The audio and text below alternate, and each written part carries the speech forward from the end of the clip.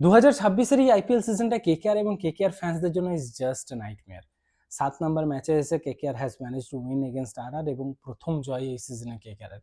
প্রথম 5টা ম্যাচে হেরে যাওয়া কেকেআরের ক্ষেত্রে এটা প্রথম প্রথম এবং আইপিএল হিস্ট্রিতে আমার মনে হয় কোনো দিন হয়নি যে একটা টিম প্রথম 5টা ম্যাচ পর হেরে গেছে। বাট এই ম্যাচে প্রথমবার কেকেআরের বোলিং লাইন আপকে দেখে মনে হলো যে দে আর ইন গুড। যদিও স্পিন ফ্রেন্ডলি একটা পিচ ছিল, স্লো পিচ ছিল, যেখানে বরুণ, ত্যাগী, সুনীল নারায়ণ প্রত্যেকেই ভালো বল করেছে। বাট যখনই কেকেআরকে নিয়ে এই বছর কোনো ব্লগ বা ভিডিও বানাতে বসছি, there are multiple questions running through my head. Number 1 is captain Rahane. Captain Rahane কি সবচেয়ে বড় কনসার্ন এই মুহূর্তে এই টিমের? নাম্বার 2 ইজ শ্রেয়স আয়ার কি ছেড়ে দেওয়াটা সবচেয়ে বড় ভুল হয়েছে কেকেআরের? নাকি আমাদের টিম সিলেকশন, প্লেইং ইলেভেনের কম্বিনেশন খেলাতে আমরা ভুল করছি? ইজ দ্য টিম আর মানে প্লেয়াররা যারা কি একদমই আউট অফ ফর্ম আছে, আর ইটস দ্য ম্যানেজমেন্ট? কাদের ফল্ট?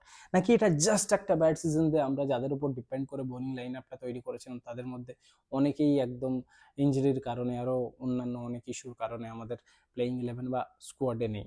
মুস্তাফিজুর, পাতি রানা, হর্ষিত রানা, অনেককে আমাদেরকে যেতে দিতে হয়েছে।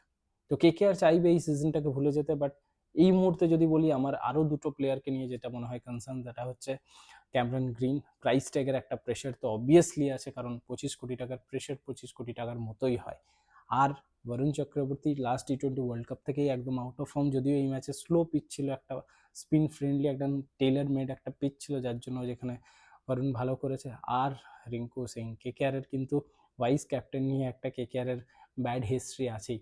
ইয়েস দালকে ওই 5টা 6 মারার পর রিঙ্কুর কিন্তু সেই অর্থে কোনো আইডেন্টিক্যাল বড় ইনিংস নেই এখনও। যদি এই সিজনে দেখা যায় 10-12টা বল কিন্তু রিঙ্কুর লাগছে সেট হতে, এবং প্রথম 10-12টা বলে রিঙ্কু 8-10-6 এরকমভাবেই রান করছে, এই স্ট্রাইক রেটেই রান করছে, এবং কিছু ম্যাচে আউটও হয়ে গেছে 10-12টা বলের মধ্যে। সেখানে ওই জন্য রিঙ্কুর স্কোর 12 বলে 6, 10 বলে 12, 10 বলে 16 এরকম একটা জায়গায় গিয়ে দাঁড়িয়ে আছে। তো রিঙ্কু সিং এই ম্যাচে ভালো খেলেছে, ডিসেন্ট যে ধরনের ইনিংস দরকার ছিল, কাম কম্পোজ ইনিংস বিল্ড করেছে, ভালো স্ট্রোক খেলেছে। কিন্তু রিঙ্কু সিংও কিন্তু সেই ছন্দে নেই যে রিঙ্কু সিংকে আমরা চিনি।